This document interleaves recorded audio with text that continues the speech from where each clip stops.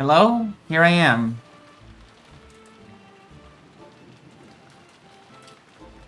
Hi!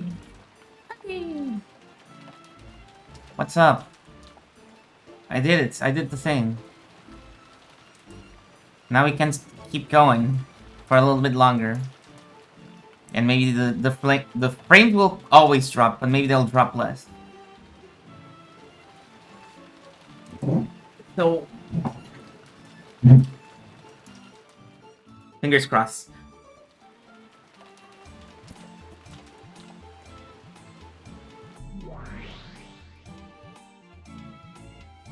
Isn't that convenient? This way, the number of people is clear.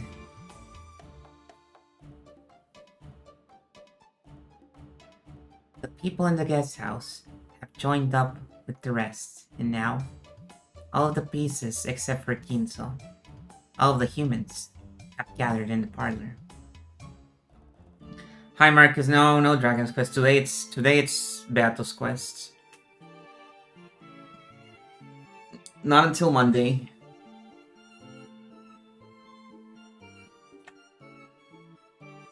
Looks like it. In other words, the number of people in this parlor now is equal to the total number of people on this island.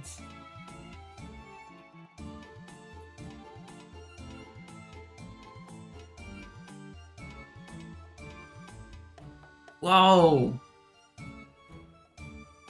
There were supposedly 18 people on this island. But since grandfather is actually dead, that became 17. And now one piece of Brinka's cells has been added. The number of humans on this island has returned to 18.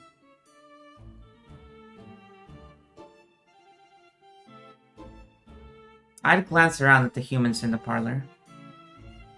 The guest, Furdo Erika, and behind her, Kumasawa-san and Shannon-chan. Off to the side was Kenji-san. Uncle Kraus and Aunt Natsuki were welcoming the guests. You finally found the 18th person, Mallory, yep.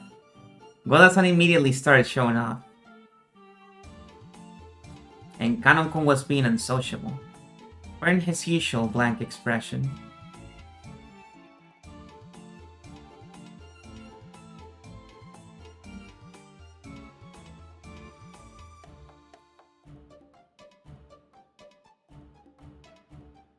There was Dad and Kiria-san,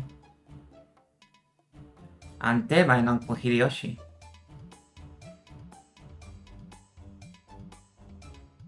Aunt Rosa and Maria, and who could forget that lovable guy, Dr. Nanjo. Then, on the other side of me, was George Aniki, Jessica. This is everyone. The true number of people on the island at the moment. Well, all of us are Ushinomiyas. Please don't feel obligated to call us by our family name. I'm George. And I'm Battler. Nice to meet you.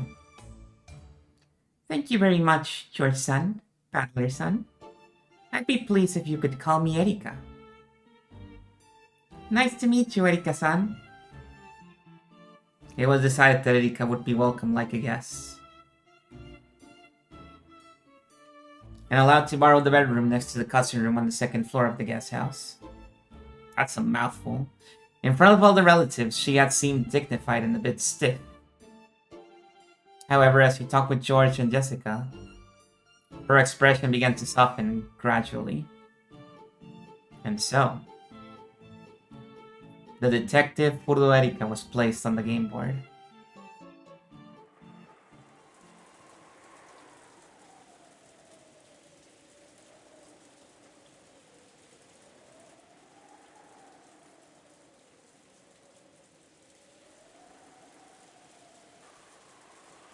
I'm surprised Jessica so close to her so well. Masawa made the decision on her own to use Milady's old clothes. Please forgive her. The clothes Erika wore were Jessica's old formal attire. Though the guest possessed the dignity that would put most adults to shame, her body was still physically similar to a middle schooler's. Jessica's old clothes fit her perfectly. Not to worry. They match this guest perfectly. If he likes them, you might even let her keep them as a sign of friendship. Certainly. Thank you very much. Have you contacted the police and her family? Yes. They seem to have been quite distressed.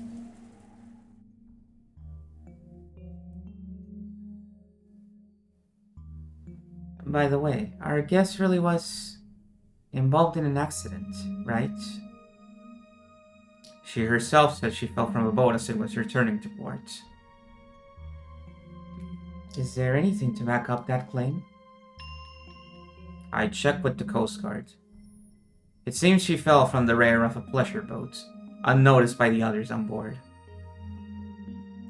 We don't know the exact location she fell from, but it was probably somewhere near this island. It was foolish to play on a boat with such a bad weather forecast. However, is it really conceivable that she nearly drowned in the nearby waters and drifted to this island? It is not impossible. Tales of drifters washing ashore exist in several of the islands around this area. I believe it likely that an accident occurred. We're in the middle of a typhoon. It would not be possible to land a boat anywhere on this island. Genji had already considered what she now suspected. Natsuhi probably suspected this mysterious guest, who had arrived during the already high-stress family conference, might be the agent of some conspiracy. So, Genji had already checked to make sure that the accident was real. That Furudo Erika was her real name. And that there was nothing suspicious going on. I understand. My husband has ordered that she'd be politely entertained. Make sure that there are no blunders. However, you do understand, don't you? Yes. I won't let her anywhere near the family conference. After dinner, I will see that she retires to the guest house. Make sure you don't start trying to force us to let her meet father. Or anything like that. Of course. I will keep that in mind. Oh, Furudo Erika, was it? It is rare for guests to come here to Rokkenjima. Doesn't this look like it'll be interesting? She's probably Lady Brinkestil's piece, though she will follow the rules of humans. The player is a witch. We mustn't underestimate her. There is no problem. Even if she were Lady Brinkestil herself, since she's a human, she's no match for us. After all, we have Gap with us. Humans certainly cannot win against Gap. Thanks. Still, it's not a good idea to overestimate yourself. The definition of a witch doesn't only imply the ability to use magic.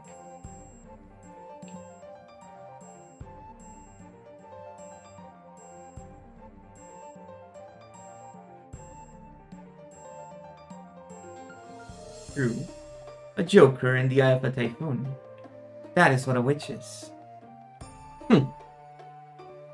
I'm the only one who gets to call herself a witch on this Rokkenjima.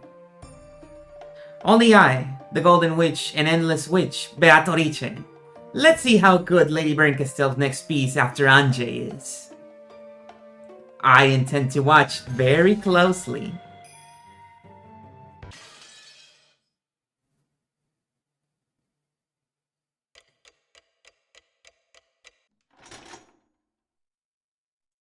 There's no way this girl is any match for Anjay, right? I mean, they even had to nerf Anjay so she couldn't directly help.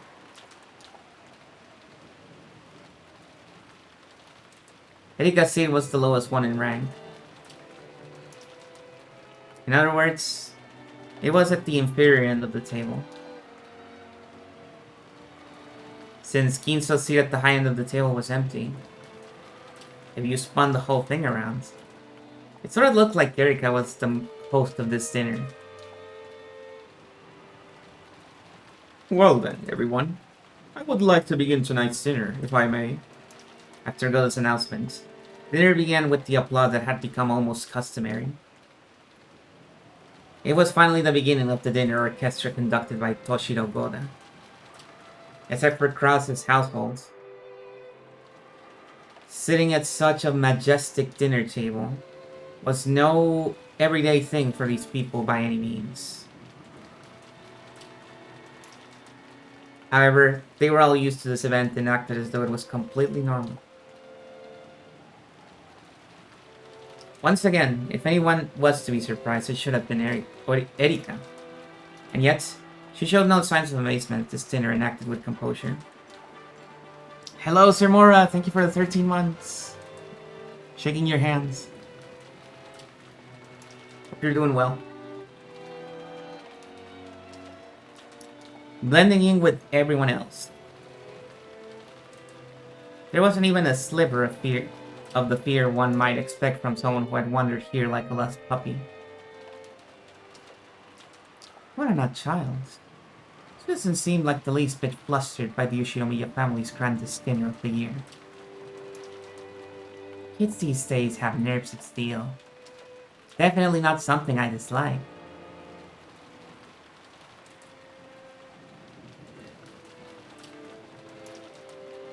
Is Furuda-san used to meals such as this one? He seems to be quite composed. No kidding. She looks really experienced. Hey, I still get confused about which fort I'm supposed to use next. Was it this one or this one?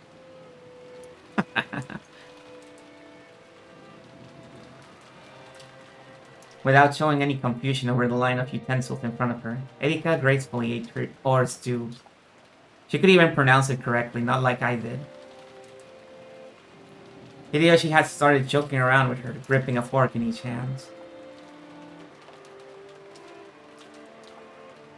Of course, the president of a company in the food service industry like Hideyoshi obviously knew his table manners. However, thinking that Erika must be nervous over this dinner, he had intentionally spoken with a comic tone of voice. You just have to start on the outside and work your way in. If that's a pain, then just ask for some chopsticks. If you're Japanese, you got to love chopsticks. Chopsticks are so great. It's one pair of those, and you can deal with any kind of food. As soon as she began talking about chopsticks, her eyes started glittering. The smile she now showed for the first time was far different from the dignity she'd displayed before. More like something you'd expect from someone her own age. But even you would use a spoon for curry and rice, wouldn't you? Just make it a donbori bowl. Is there anyone who eats beef bowls with a spoon? Of course not. For the Japanese, it's absolutely, positively, totally chopsticks. Jesus, let's fucking go! So, Goda-san, would you mind bringing me some chopsticks? I want to show everyone how a true Japanese person should eat, without any shame. By the way, what are we eating next? Unfortunately, that would be soup. As she imitated a shrugging gesture, Erika winked at everyone. And everyone laughed. Of course, no one was laughing at her. She obviously knew that soup came after ore stews in a full course meal. Furthermore, Erika had noticed both that she'd been performing too perfectly and creating a sense of tension. And that Hideyoshi had tried to break the ice because he thought she was nervous. That's why she started acting a little childish and lighthearted. Acting out the part of a guest enjoying a harmonious dinner. Oh, fuck, she's good. Pretty soon, not only Kirie, but everyone else caught on. though she was an uninvited guest. She was apparently worthy of participating in an Ushinomiya family dinner. Everyone loves her. Yep, everyone loves her. I love her. There's a reason I have an emote of her. Smart kid. Did she really just come here by coincidence? Don't tell me you secretly call your illegitimate child today to today's family's conference, Nissan. It seems she even has the smarts to brighten the mood. And her manners are simply wonderful. It wouldn't be bad at all to have this girl as a daughter. God damn! That's pretty cruel. Where does that leave Jessica-chan? That's mean, Rudolph Nissan. What's wrong, Jessica-chan? Headache? I get the feeling my reputation's taking a dive. Well, if you're the daughter of a head family, you'd better not let her beat you. Try using those table manners and dignity on Natsu's always training you with, and fight back. I wanna see table manners. Oh! Hey, jumping around is bad manners. Come on, Jessica-chan. Show us how it's done. Sure. Of course. Jessica straightened up so much it looked like someone had poked her back with a pole. She had good posture, but it somehow lacked elegance. She looked, well, kind of like a triangle ruler. She sat at attention with her gaze fixed straight ahead, tried to bring her food to her mouth despite this, and failed miserably.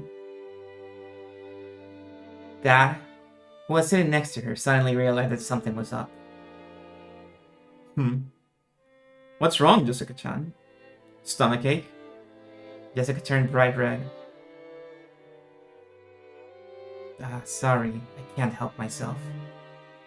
We laughed our heads off. Jessica protested, still bright red. Aunt Natsu scolded us for being too improper. Well, no matter how much we try to smooth it over, we are who we are. We couldn't pretend any longer. Still, that laugh really did help us to relax. We were so concerned about the guests getting nervous, we've gotten even more nervous ourselves. Our chatter from the center of this long table spread to both ends.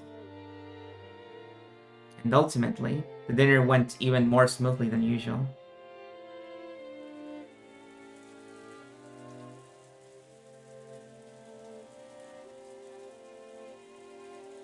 With some delicious cheese and coffee, our peaceful meal came to an end.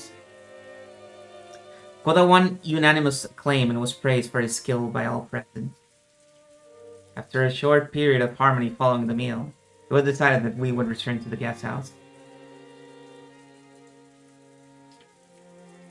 Normally, dinner tended to have a very dark atmosphere about it. And thus, the adults would often keep that mood as they moved straight on to the family conference. However, perhaps because this year's dinner had been oddly peaceful, everyone decided to take a break, the adults included. After eating, taking a bath, and relaxing while watching TV,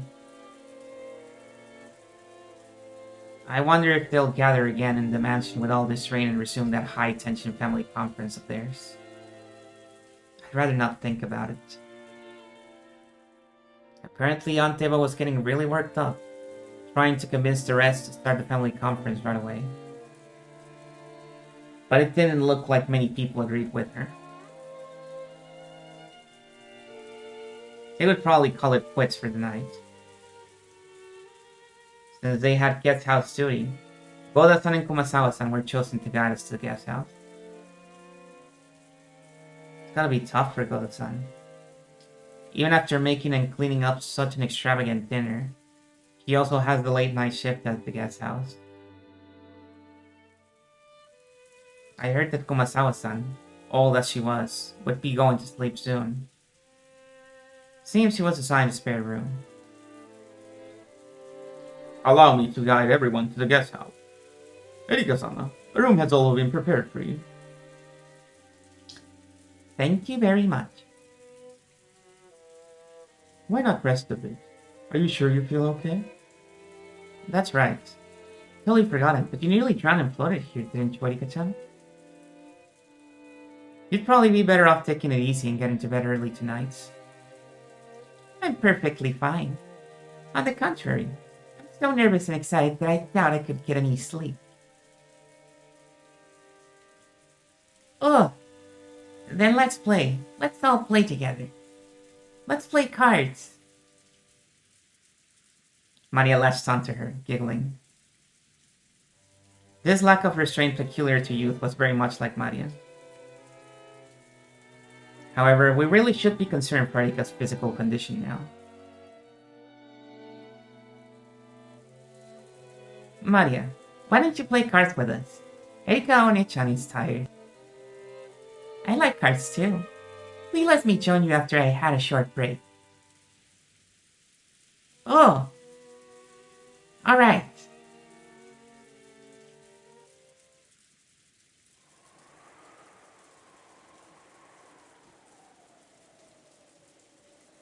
Who is that?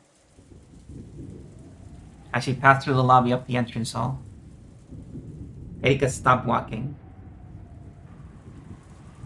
When we saw what she was looking at, the rest of us also stopped. Oh, that is the Golden Witch, Natoricho-sama. The Golden Witch. What are you doing, Pratt? Go on and head back to the guest house. That, Kirie-san and Aunt Eva, Uncle Hideyoshi, and Aunt Rosa all came over. The entire guest house party had gathered. However, Erika's gaze was captured by the portrait of the witch, and she simply stared at it for a while.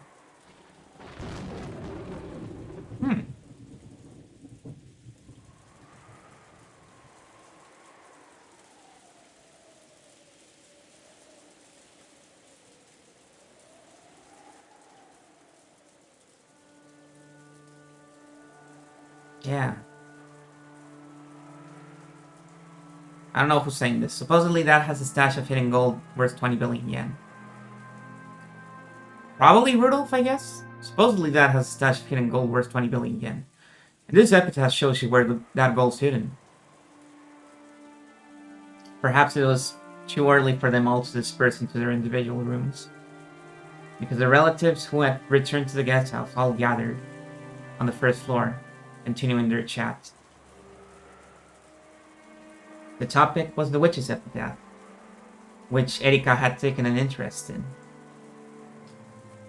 It is really a fascinating riddle. He stuck it out in place where anyone could see it, challenging our intelligence. I love that kind of challenge. Whoa. You seem surprisingly interesting, Erika-chan. You like solving riddles or something? Don't challenges like this seem interesting? It seems pretty clear that Ginso-san wants us to use that epitaph to choose a successor. When she said that, the adult stopped moving and slowly turned to face Erika. Why do you think that? Aunt Eva spoke with a coaxing voice. Though every now and then there have been whisperings among the relatives that whoever solved the epitaph riddle might be given the family inheritance. This had been no more than wishful thinking, since such a thing had never been specifically stated. And yet, though she had only read it once, this outsider had already reached that conclusion. How had she come to it? No, that's not the problem. If you solve the epitaph, you can become the next head. She wasn't trying to make it sound like wishful thinking, but an outright fact. So they closed in around Erika, asking why she was so sure.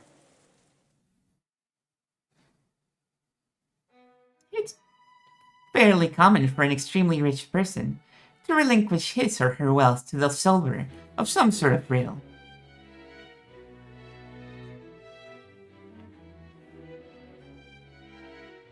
Furthermore, Ginso-san didn't publish this epitaph in a newspaper, but displayed it in his mansion. That means the riddle is directed at the people in this mansion. He writes, since it's inside the mansion, there's no way for someone who can't enter the mansion to solve it.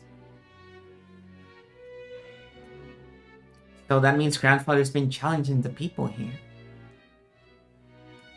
Good. Well thought. Just by the simple fact that the epitaph's inside the mansion, it's possible to figure out that much. At first, this Furdo Erika girl seemed to be fairly silent type. But that apparently wasn't the case. As she grew excited by a challenge to a game of wits, she became much more talkative than I'd imagined. I see. Well, it does make sense that an epitaph inside a mansion would be there so that the people in that mansion could read it.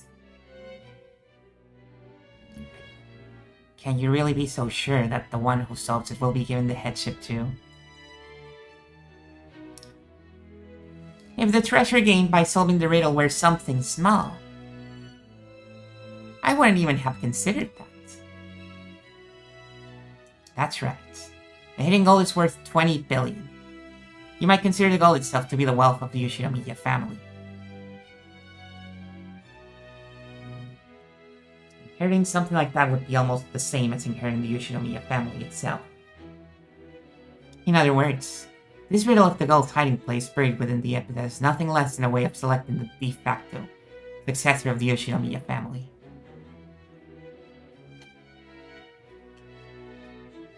The idea that the one who sold the epitaph would be chosen as the successor had been passed around by some of the relatives for a while now. However, since it had never been specifically announced, it was nothing more than an optimistic dream.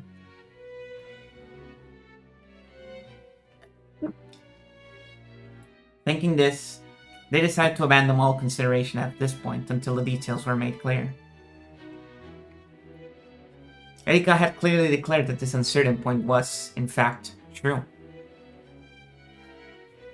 If one of the relatives had said it, people would have thought it to be merely an optimistic dream. However, when this was declared by a complete outsider, those words seemed even more credible. Everyone remained silent for a while, slowly considering what those words implied. Simply by the existence of the epitaph in that place, this level of reasoning is possible for Furdo Erika. What do you think, everyone? Sorry to butt in, but my dad's the successor. Finding the gold would be one thing. But that doesn't mean you get to be the head, right? Jessica thought the treasure hunting part of the epitaph was really fun. However, she couldn't help but let her expression grow bitter once they started talking about undermining her father's position. By using deductive reasoning, based upon my theory, it seems likely that Ginso-san doesn't want the successor, Rao-san, to inherit that position too smoothly. Why is that? Becoming the head of the Yoshinomiya family, with all the vast wealth it entails, would mean gaining a great deal of influence in a political field. So, under normal circumstances, the succession should be overseen rigorously, without letting any element of chance creep into the equation. That's right. It happens a lot in those stories about Sengoku military commanders that my husband loves. When there are multiple candidates for the successor, it usually results in an internal squabble. That's right. That's why it's important to clearly specify successor, so you can avoid any trouble. Sometimes there's even a purge of all the competing successors. the Sengoku commander Hideyoshi admired, Toyotomi Hideyoshi, made his son-in-law Hidetsugu commit seppuku. But it was rumored that he might have done this to make Hideyori, who was his real son and born after Hidetsugu, his true heir. In other words, naming a successor was a way to make it generally known that a single, unique person would be acknowledged by everyone, and a way to remove any chance of another person becoming an opposing candidate. Good? That's exactly right. The only purpose for an epitaph like that would be to cast doubt on Krausan's position as the successor. In other words, if Ginzo-san wanted Krausan to become the head smoothly, he'd have no reason to go out of his way and display something so dangerous for all to see.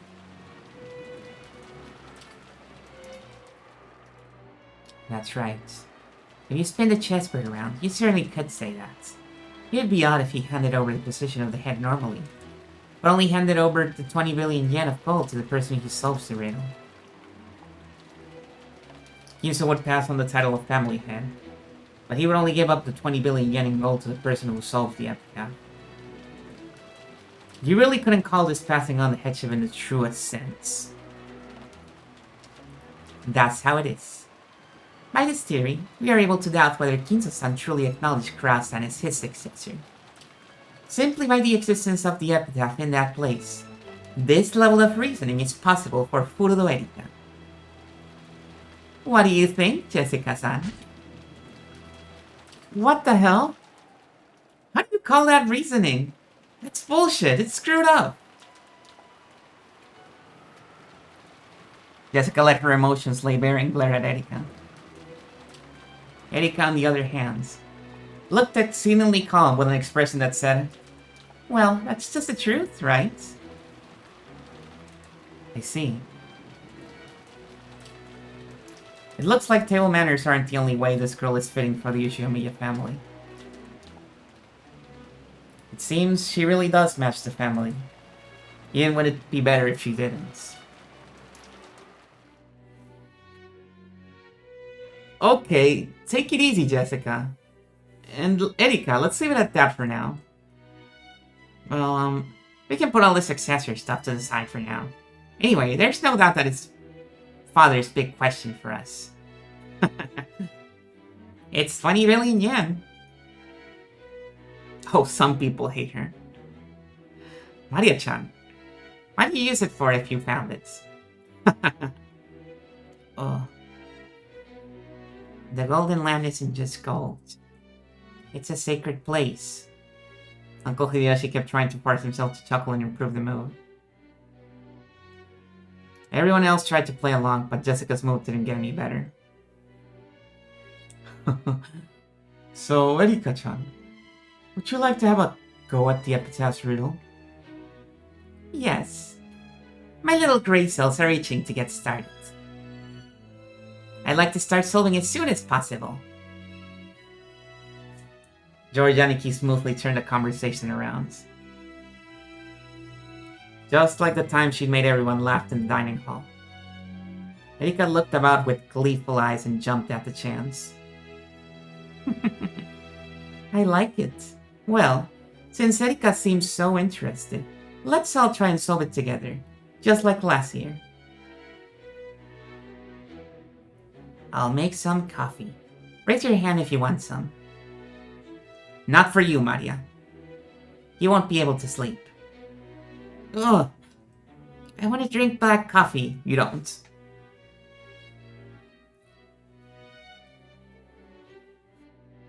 Don't they get you excited? Riddles like this. I love them. Erika said that and smiled. Though she must have known that she'd tick Jessica off and make the atmosphere sour. She just smiled nonchalantly. Nonchalantly, I mean. See? Without even waiting for the crime on October 5th. There's a riddle you can solve. I've tried to solve it many times myself, but you didn't have a clue, so you gave up and stopped thinking, right? It pissed me off, but I don't have a good counter for that. After all, I don't get the epitaph at all. I don't even know what the beloved hometown means, much less the parts about the Sweet Fish River and the key. Thinking that a few more hints would show up if I waited. I kept on waiting. I just stopped thinking. I couldn't solve it and I'm smart! Yeah! Have you figured out an answer of your own? Because I'm about to solve it. What? This is where Burns solved the riddle of the epitaph. I'd expect no less from the Witch of Miracles. If a riddle is solvable, she can solve it without fail, regardless of the difficulty. How many years did it take to solve this one? That's rude. I only fished through a few hundred fragments. You really are terrifying.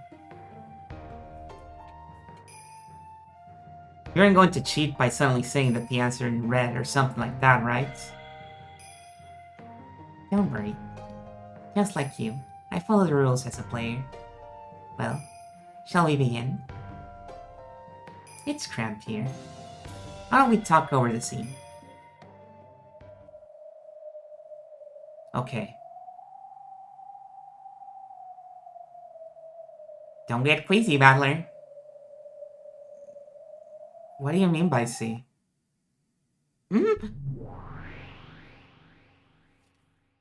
I thought the whole world had turned pitch black, and the next moment I was struck by a strange floating sensation. This must be what it feels like to suddenly have the floor drop from under you, sending you into a bottomless pit.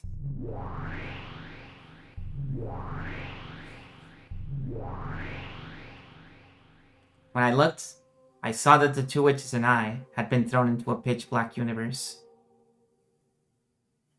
In this space, every direction was covered in an endless darkness, and it felt like a limitless expanse filled with countless glittering objects.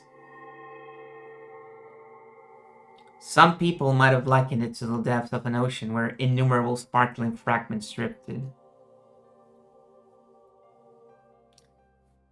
Whoa! Didn't she tell you not to get queasy? If you want the concept of gravity, just create it yourself, okay? Come on, calm down and look at us. Come on, don't we look like we're just fine?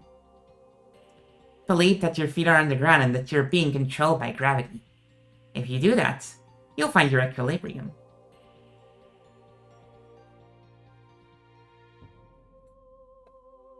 Yes, the two witches are standing normally. As if their feet were planted on transparent pieces of glass.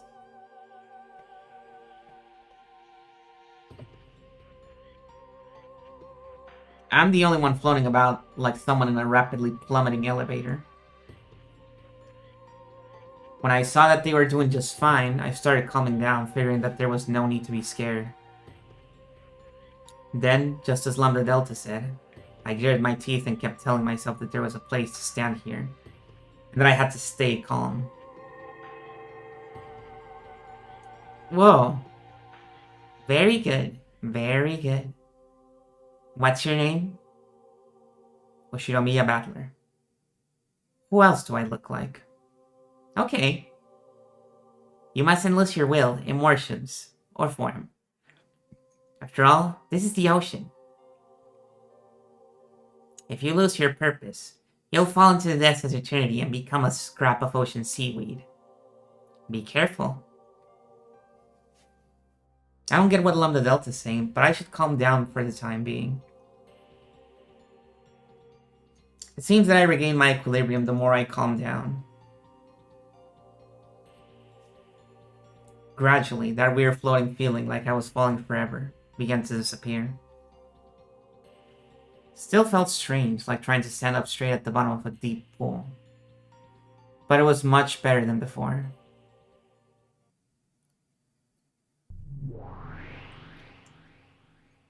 Then, let's begin.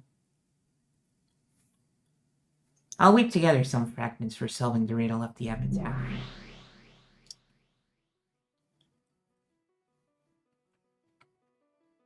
Brinkestelle opened both of her hands. Then, like a planetarium, all of the fragments throughout this empty space began to spin, leaving tails behind them. The expression planetarium might have been surprisingly fitting.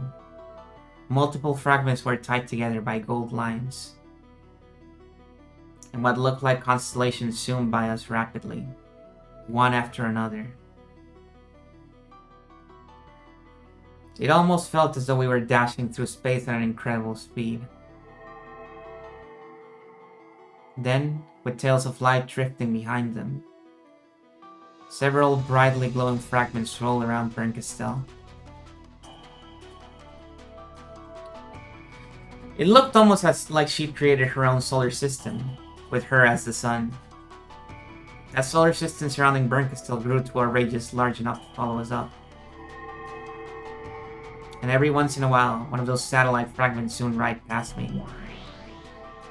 Whoa!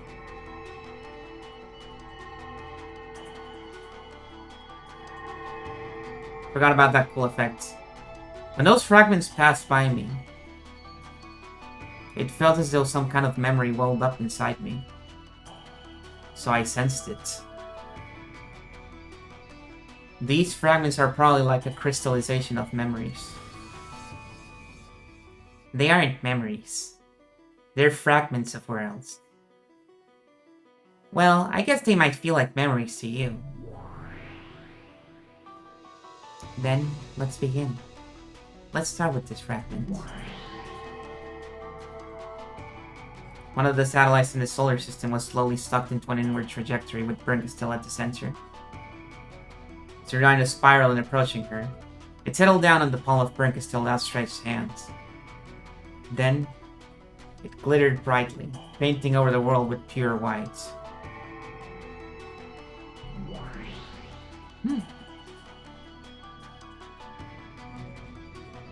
The beloved hometown definitely won't betray our expectations. You remember this scene? It's a little bit different. The only past father held dear happened during these childhood years. Remember that. This from the third game, when Anteo was just about to solve the riddle of the epitaph, and was thinking it over with this witch inside her or whatever. That's right. And from these thoughts, she made her way to the correct answer. In other words, this fragment shows a vital hint for reaching the truth. It means that this theory is not mistaken. So you're saying we should assume this beloved hometown isn't a metaphor or anything like that? But the place grandfather actually spent his youth. That's right. And at the very least, it isn't Odawara.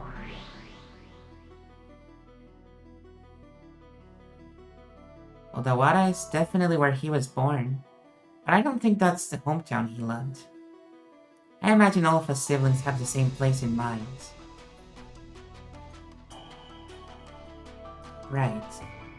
This probably isn't Odawara. From what I've heard, he had a very fun time as a youth.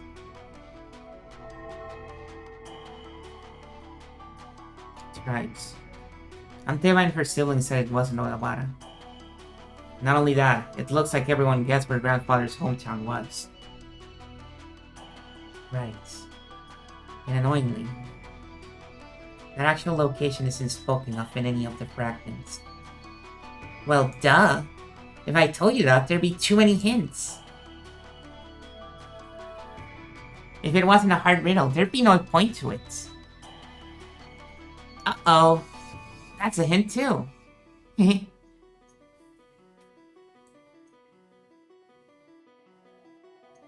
Just where is this hometown of grandfathers?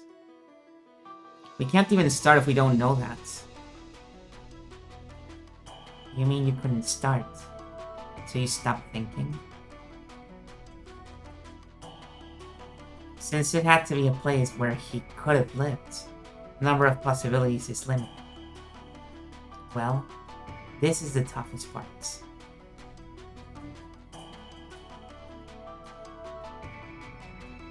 You were the witch who could certainly solve any riddle that can be solved, weren't you? So you took those limited possibilities. In other words, everywhere on Earth, and considered every single piece of land that Grandfather might have lived on. That would work too. That way, no amount of time would be enough. So, I needed to take some more hints into consideration to wring out the answer.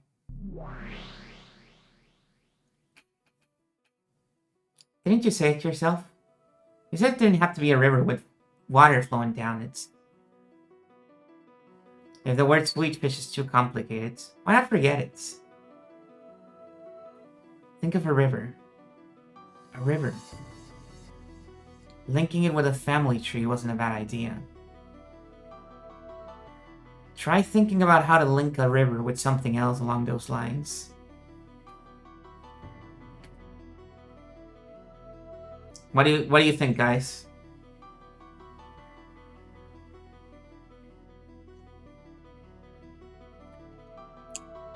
This might be your last chance.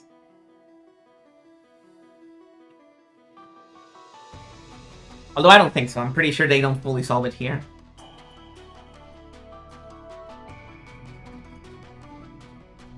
A house. I don't remember. I don't remember the answer, so I can't confirm or deny.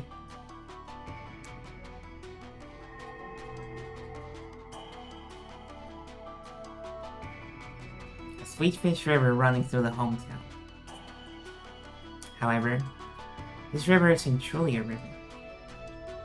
Eva thought of something else. Something that could be linked with a river.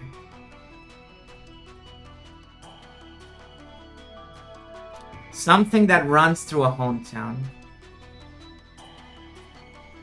I shan't answer because I may be meant for wilderness. Understood. Understood.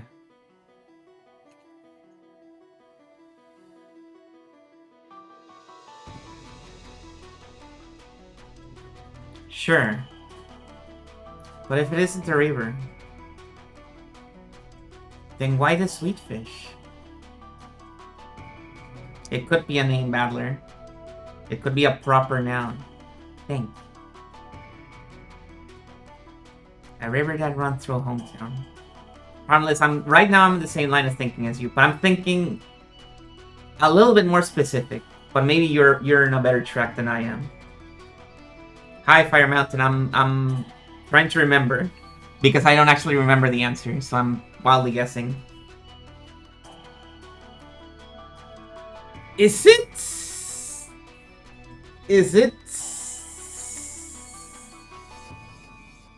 a road for trains?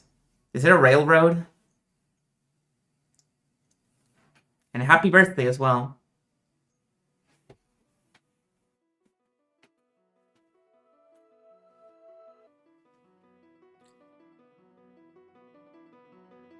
Happy birthday yesterday? No, it was the day before yesterday. It's Sunday.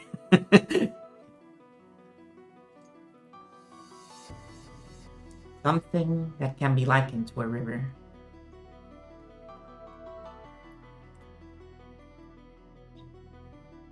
Behold the Switchfish River running through the beloved hometown. Eva knew where the hometown was, so she could forget about the Sweetfish hens. Yeah, it's still range. It's still birthday week.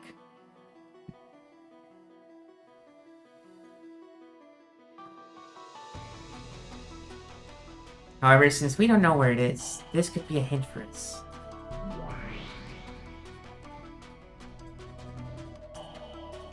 Worry too much about the Switchfish River.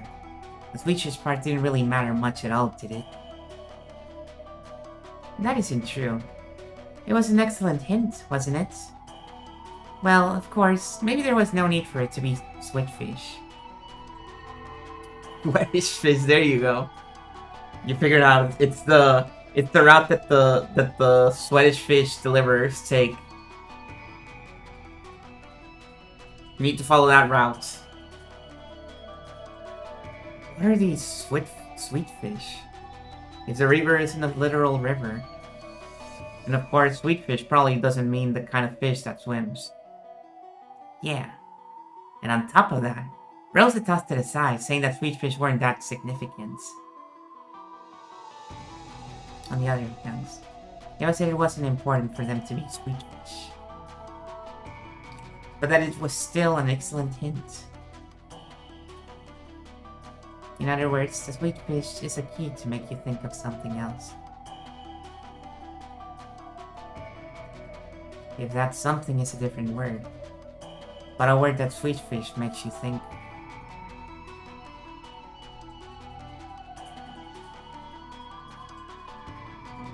Then Eva's line about how it probably didn't have to be sweet fish makes sense.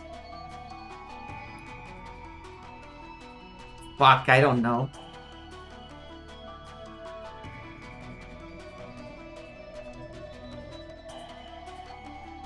I don't know anything about fish. I don't even eat fish, so... Well, I do eat fish, but... I'm not a big fan of fish, so I don't know anything about fish. From these thoughts, Eva formed some theory. Went to the library, looked through some books, and verified that she was right. In short, Aunt Eva formed some theory about the true nature of this sweet fish river running through a hometown.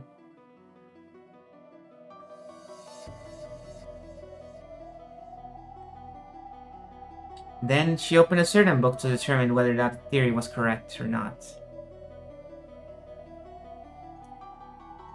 In other words, this theory was something that could be verified through some kind of book.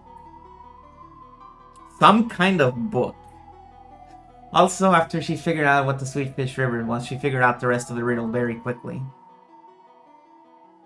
Good thinking. The epitaph continues on. Yeah, but I like how they say some kind of book. Like, no, rather, that was a literal book. That was a book. What do you think she was reading? That was a book. What do you mean, some kind of book? Some sort of strange book-like object, which may or may not be a book.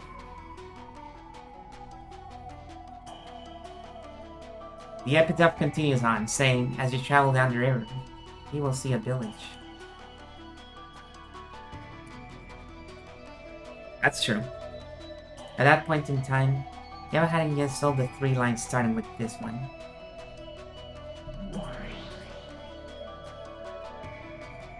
What is this village? What does it mean? Do you find one if you go down a river? Ah.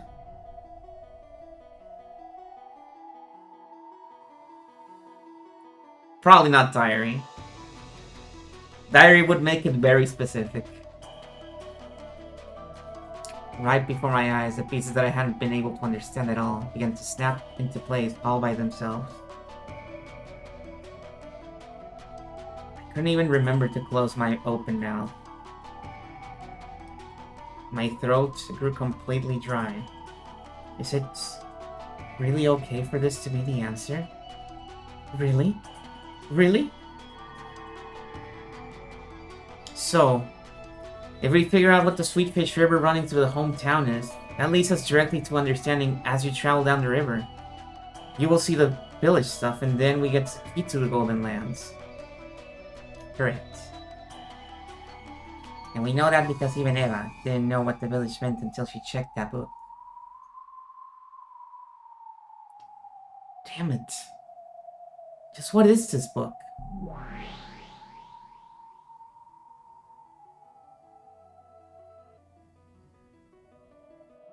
Okay.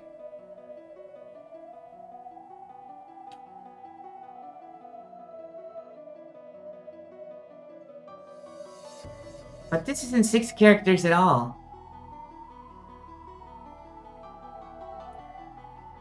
I'm absolutely sure this is the answer, but this doesn't reach 6 characters at all.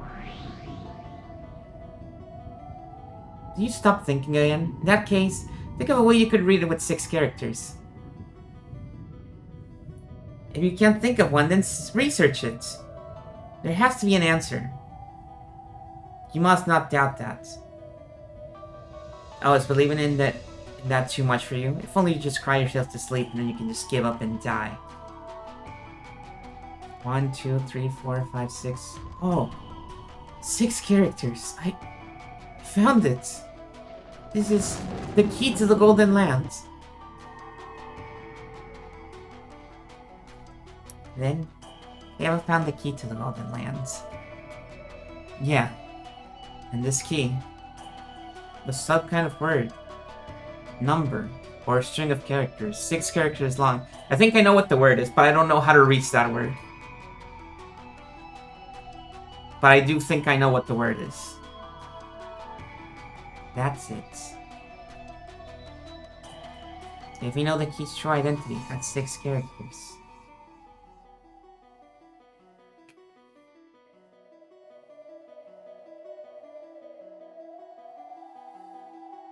The meaning of the first Twilight changes drastically.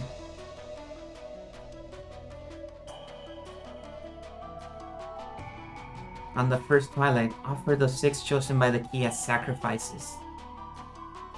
6 chosen by the key. 6 characters. In other words, it means to sacrifice the 6 characters chosen by the key on the first Twilights.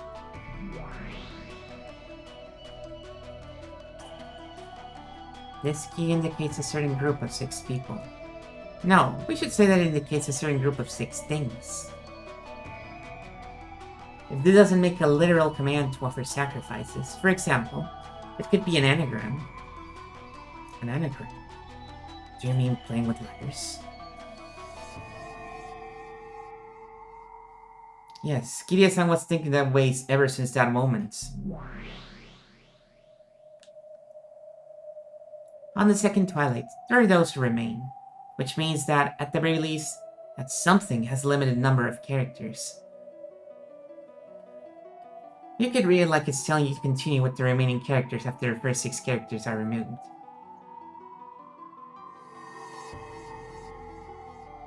Does this riddle work in English? Since I can't tell you the answer of the Sweetfish River part because I don't remember, I don't know. But part of it does not.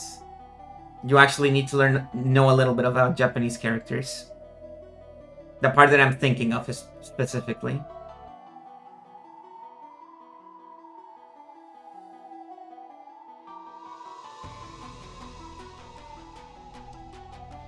In other words, on the first Twilight, we take a list of characters that's longer than 6. Kill the 6 that are the key. And then do something with the characters that remain. That's right. Like Kiria said. Where should we kill the characters from?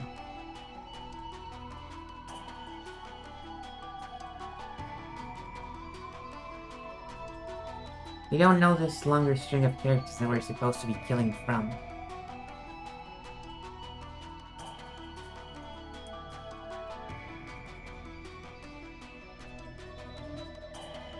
On the first Twilight, kill the 6 characters that are the key. On the first Twilight. In other words, by the time we reach the first Twilight, some string of characters already exists. Yes.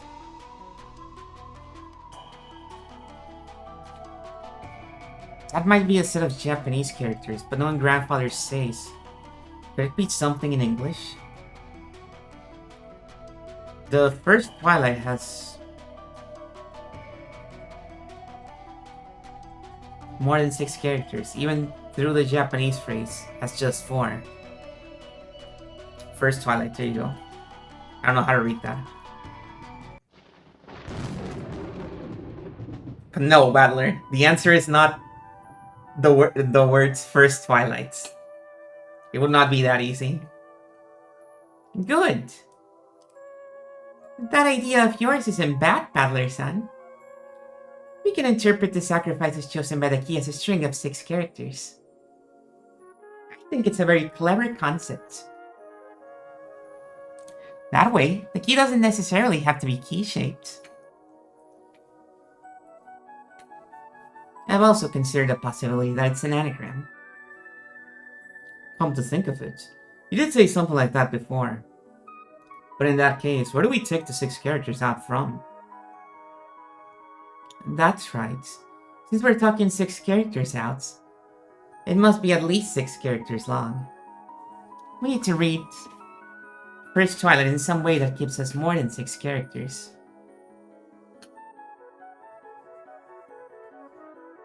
If we further follow sensibilities, I guess it probably is English after all. It looks like we're getting stuck. What if we move on to the second Twilight and look for hints? Those who remain shall tear apart the 2 who are closed. We can probably think of those who remain as the remaining characters after the 6 have been taken out. In that case, what does it mean by 2 characters that are close? I see. I get it. So that's what it's about. For example, let's take the following list of 9 characters. 1, 2, 3, 4, 5, 6, 7, 8, 9. And then, let's say that the 6 characters offered as sacrifice are 1, 3, 6, 7, 8, and 9. In this case, we erase the aforementioned 6 characters from 1, 2, 3, 4, 5, 6, 7, 8, 9 and get 2 and 45. So 2, 4, and 5 are left. So what? Oh, 4 and 5 are close. Yeah, I get it. So the 2 more close are 2, 45. Yep. There's a gap between 2 and 4. But 4 and 5 are right next to each other. They're the 2 who are close. Good. Well done, Battler-san. We can't tell whether tear apart means to crush 4 and 5, or to put a gap between them. But I think that's a good observation. And what do you think about the third Twilight? Those who remain shall praise my noble name. Since there's a good chance we're playing with letters, this might be the same thing. The characters that remain shall praise my noble name. That's tough. What could it mean? Does anyone know? I think I do. Huh? What is it? Tell me! Is this also an anagram? Once again, good.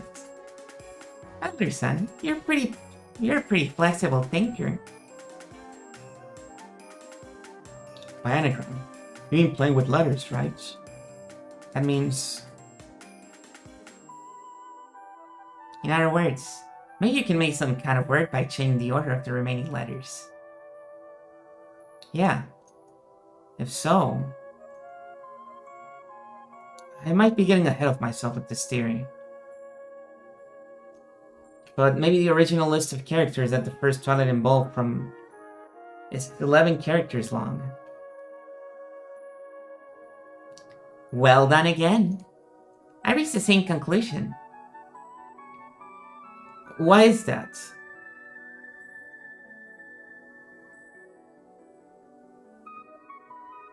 Yeah, the hardest part is the Sweetfish River for sure.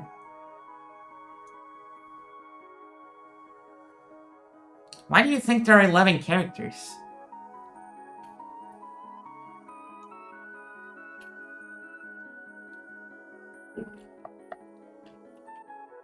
We think killing a sacrifice means crushing a single character.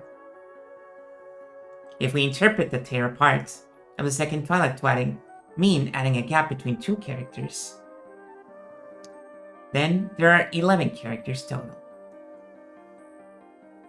If tear apart means to crush those 2 characters, we can assume that there are 13 characters. After all, from the 4th Twilight to the 8th Twilight, the word kill appears 5 times. And then, on the 9th Twilight, it's written that none will be left alive.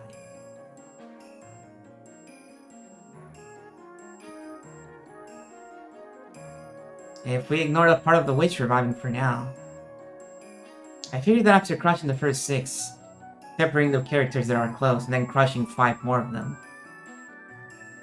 there should be no characters left. So that makes 6 plus 5, or 11 characters. If tearing apart the 2 who are close in the second twilight means to kill both of them, that makes 6 plus 2 plus 5, or 13 characters. There's a chance the word symbolizing the first twilight has 11 or 13 characters. Wait. It couldn't be that easy, could it? Wonderfully done. That's the exact same theory I thought. It looks like you were gifted with excellent little gray cells just like me, Battler son. Hey, quit it. Just doing what comes naturally.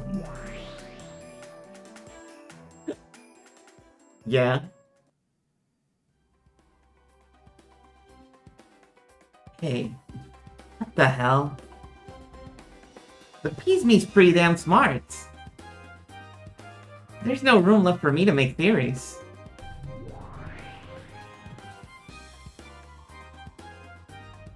Oh, sorry about that. You weren't around at this point, so I just control your piece for you. So the wedding scene? I don't know what you're talking about.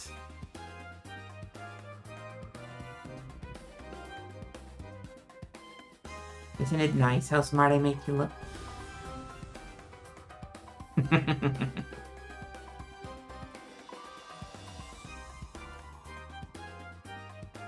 You look smarter when Burn's playing you.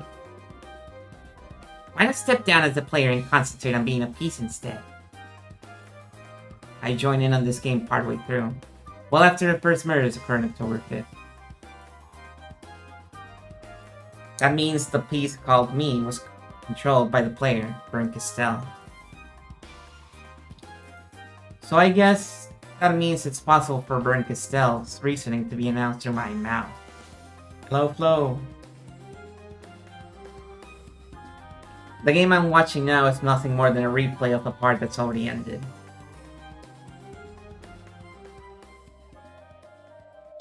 He has no input on what's happening right now. However, that's probably good enough for now. After all, this Burn Castell Sama's going out of her way to solve the epitaph for me. I'll watch closely for now, and I'll try to find out what it means. Lambda Delta let it slip herself just a second ago.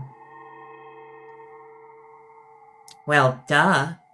If I told you that, there'd be too many hints. If it wasn't a hard riddle, there'd be no point to it. Uh-oh. That's a hint, too.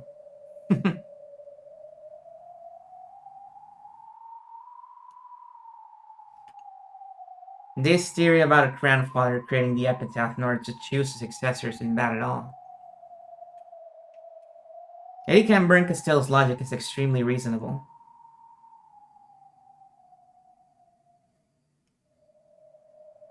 But that's only if we assume grandfather was the one to create it.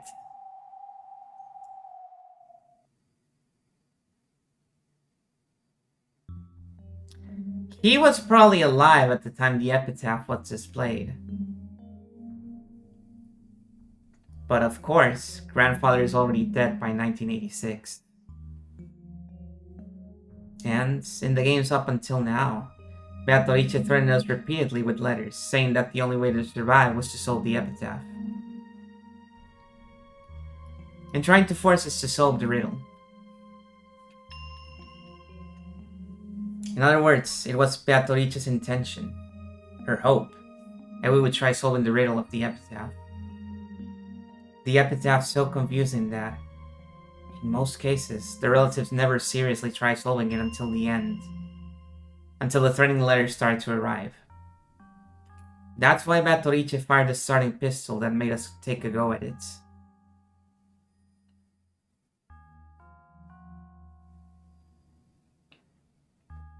Why is Beatrice carrying out grandfather's will after his death?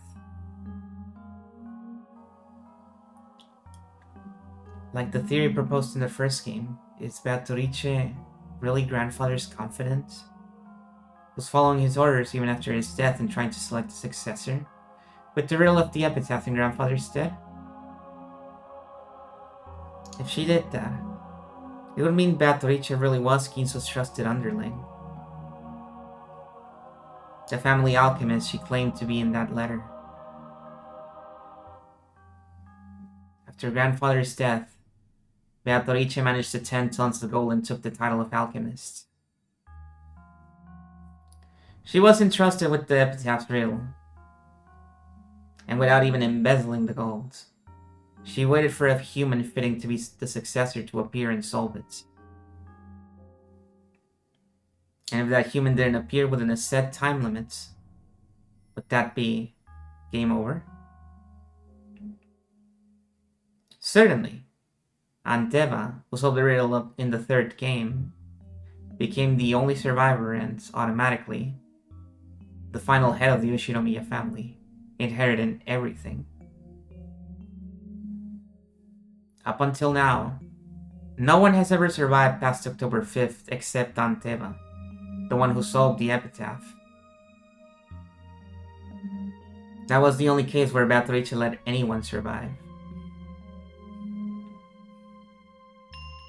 Is Beatrice's loyalty to grandfather the thing that drove her? Was she so loyal that she faithfully carried out some terrible order? To kill everyone if the epitaph wasn't solved?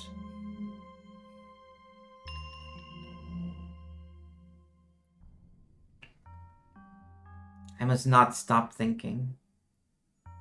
Don't stop thinking. Don't just think of the riddle itself. Think about why it's significant.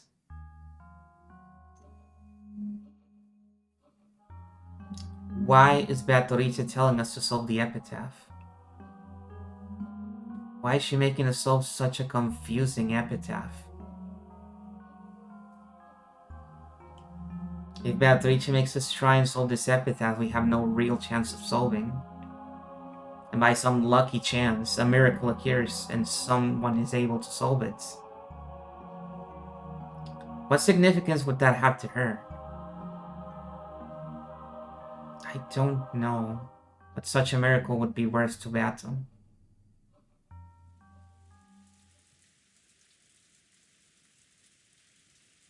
Anyway, until we figure out the first twilight, we'll have to give up on the rest. We tried looking at it from several different angles, but in the end we got stuck there and made no further advances.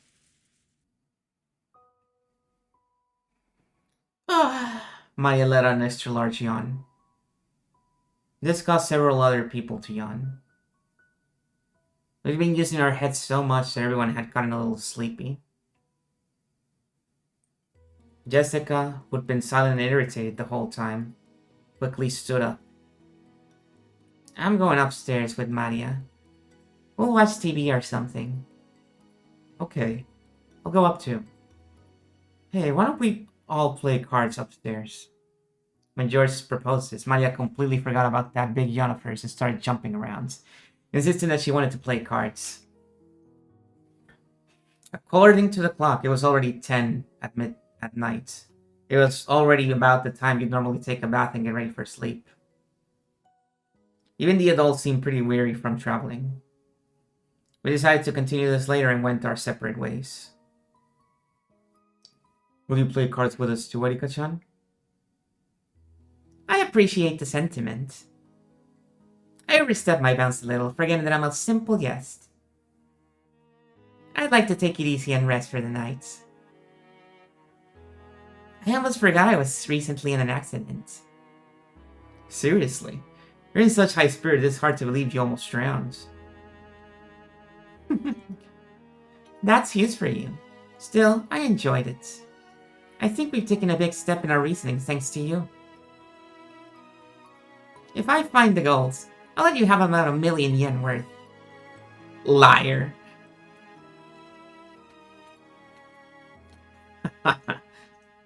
Can't you at least offer the poor girl 100 million? No need to bother. I'm only interested in solving the riddle. Well then, If you'll excuse me. Good night. Yeah, right. Aren't you going upstairs, Badler-kun? I'm getting a bit interested.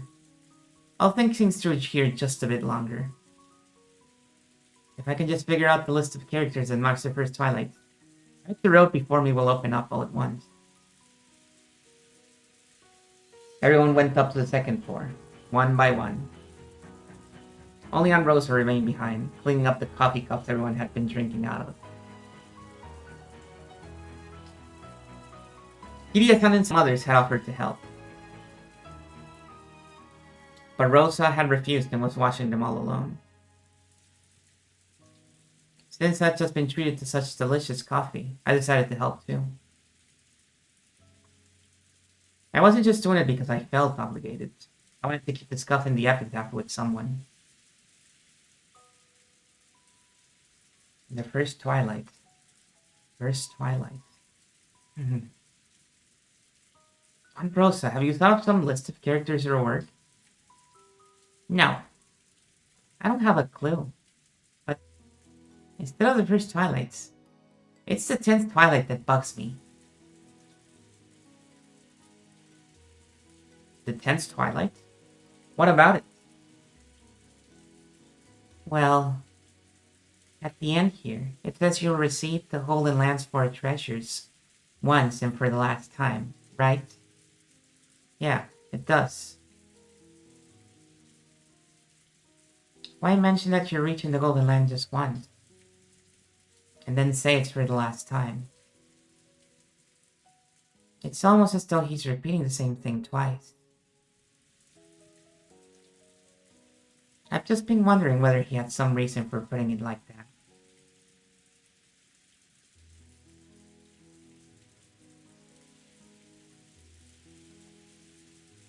You're right. Like you said, there's got to be a more straightforward way of saying that. That line should have been a key part of the riddle, where you wouldn't expect the writer to waste words needlessly. But it had been done for some special purpose. Still, you and that Erika-chan girl are incredible. Your minds really are flexible. I'm already an old lady. My brain just doesn't work that. That theory about the 6 chosen by the key, signifying 6 characters to be removed, was very impressive. After hearing that, I can't see it as being any other way. But before then, I didn't think it was like that at all. I'm feeling let down by my own dull mind. That's not true. You got a flexible mind yourself, Aunt Rosa.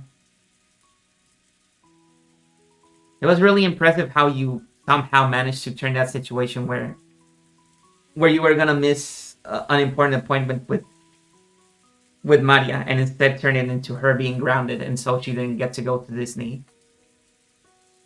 That last thing might be really important somewhere down the line. Not at all. My mind's very stiff. Up until now, I've always thought that this first twilight was nothing more than a place 1/10 of the way on a road to the Golden Land. What's that? That's interesting. Mind telling me about it?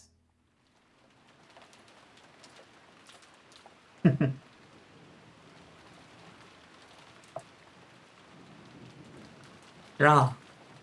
In the line before the first twilight, it says, "You must travel to the Golden Land," right? The next part describes a journey that lasts 10 days. So I thought the first twilight would be a part of the way through that journey. A journey. Thing.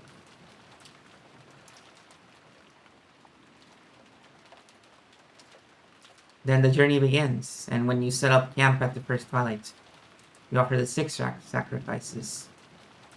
So, where would that place be? How many kilometers from the starting point?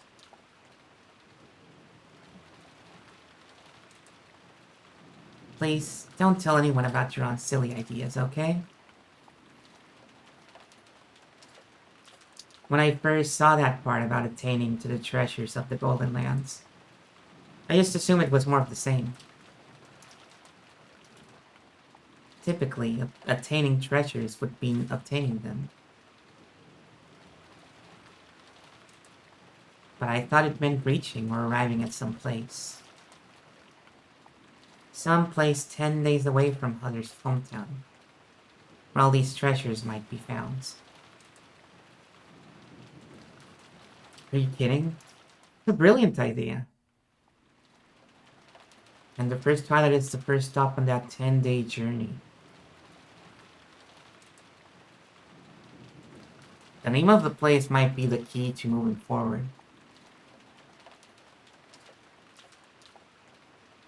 For my 10-day theory to work, you'd have to know both the start point and the end point. I know the start point. I know the hometown father loved. Blade's father spent his time when he was a boy really is far away. But the problem is the goal. The Golden Lands. What does that mean? If we don't know that, my theory gets us nowhere. I've been stuck at this spot for a long time.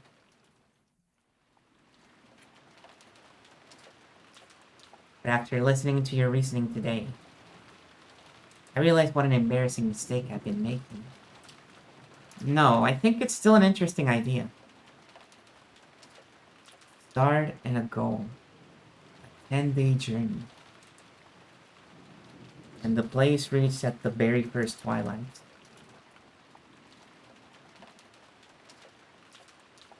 Believe it or not, I think you might solve this one easily, Battler One. If you do solve it with your aunt's hints, share some with me. Even 5% would be great. It's a promise. Despite being my aunt, she gave me a smile and a wink which would make a man's heart jump. Oh, I see. As I helped her wash the coffee cup, I kept pondering the epitaph riddle in silence.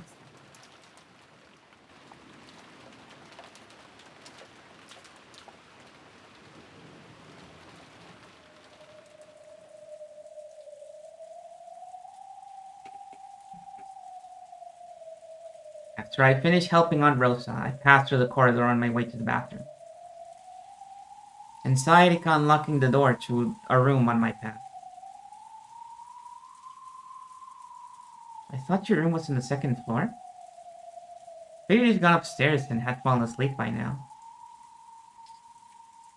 I was just searching for something. I thought it might be here.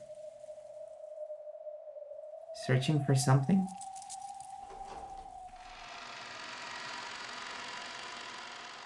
Erika unlocked the door and opened it. How did she unlock that? Does she have keys? Or did she lockpick it? A dusty smell drifted out.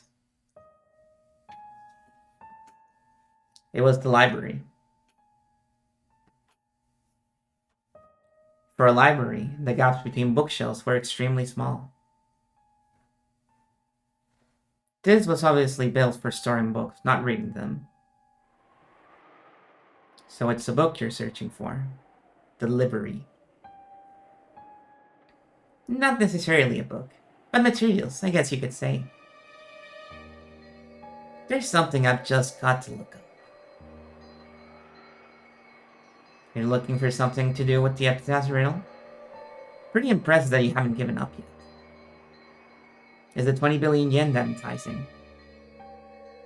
I hadn't given up either. Currently, being stubborn is something we both share. Of course not. I'm only interested in solving puzzles. I search for the goal only to prove my reasoning correct. Even if I found it, I wouldn't pocket it for myself. So I have no fears on that score. She immediately cast my comment aside, saying that she just liked solving riddles and had no interest at all in the gold. I thought she was pretty weird from the start, but it looks like that impression was spot on. Okay. Hang on. Let me get some water.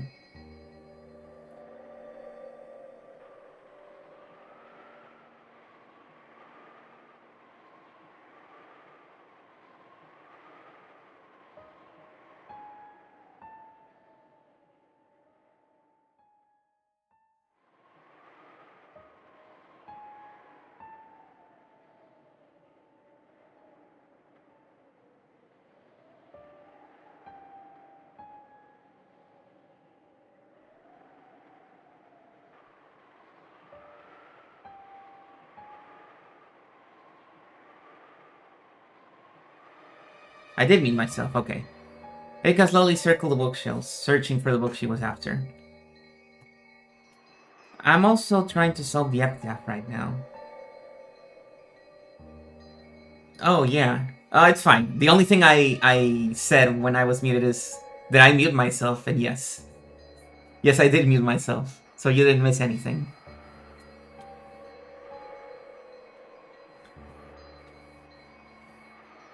Yeah, I did get up for something, but I forgot if I muted myself or not.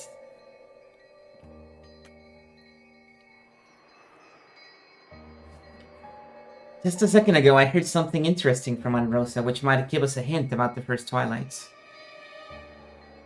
Let me hear it. Erika asked this without stopping her search, or even turning to face me. In the line before the first Twilight, it says that one who obtains the key must do so and so. The one who obtains the key must then travel to the Golden Land in accordance with these rules. Whoa. You've already got it memorized? Guess I shouldn't be surprised. And what about that? Yeah. You gotta travel to the Golden Land, right? Apparently, this made Aunt Rosa think about the 10th Twilight. In other words, going on a 10-day journey from the beloved homeland to the Golden Lands. Actually, I already noticed that myself. You start from a place reached on the first day on the 10-day journey. That's where you take the sacrifices from. Yeah, that's what Aunt Rosa thought of too. I think that theory is pretty intriguing. We're looking for the place you'd reach on the first day of a 10-day journey. That bit of land, or else the name of that region, might be a key. I also guess that place's name might be a key. That's why I'm looking for materials. I want to turn my guess into certainty. Just what are you looking for? Then Erika's hand suddenly stopped and she slowly pulled it out. Here we go. What is it? What book is it? As she dusted it up, she finally looked at me and spoke. Ah, I knew it. It's an atlas. The answer had to be a map.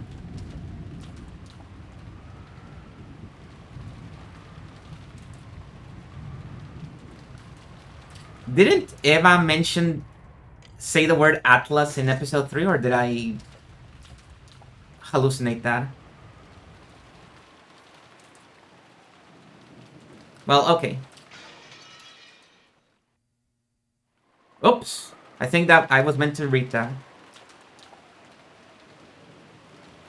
Hang on, look. We're gonna end here, but I want to see if I missed something there.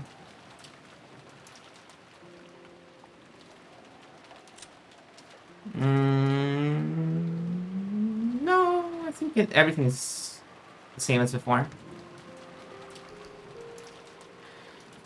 Woo!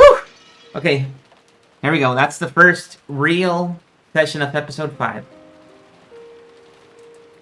We made it through the very, very long lead up to the actual game.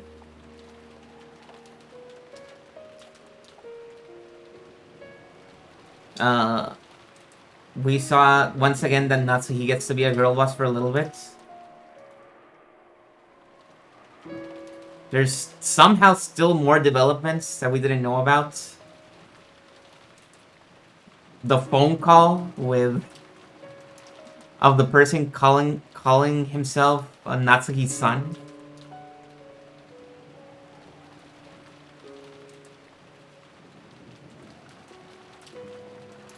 And I guess if we leave it here, you have time at home to go look for your own atlas that you have in your library for sure, because everybody has that. Everybody used to have an atlas back like 20 years ago, I bet. My old house definitely had one. And try to find the answer.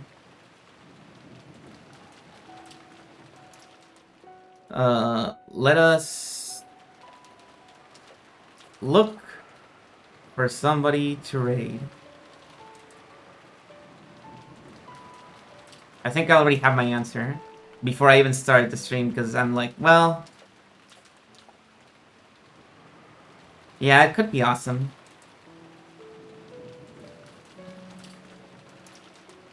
They could discover something incredible there.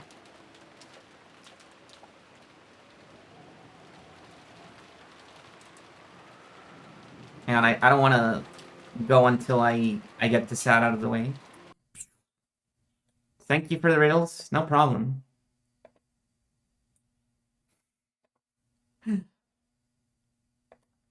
Oh yeah, and we also met actual proper Erika.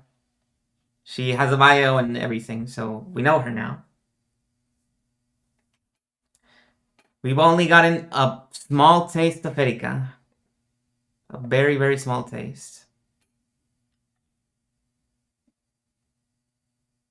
More to come in the future.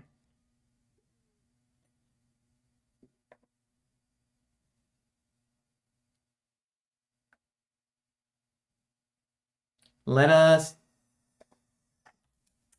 raid this over here. Here we go. How deep into it is? Wow, more than halfway through. There's some marathon going on where Holly's getting all the blue coins in Mario Sunshine, and she's already more than halfway through. So you can go say hi and cheer her on. And other such things. So that'll be it. I'll see you next week for more episode 5. And for other stuff in the middle of the week if you're interested. Have a good night. Thank you for being here and being nice. And good night. Bye.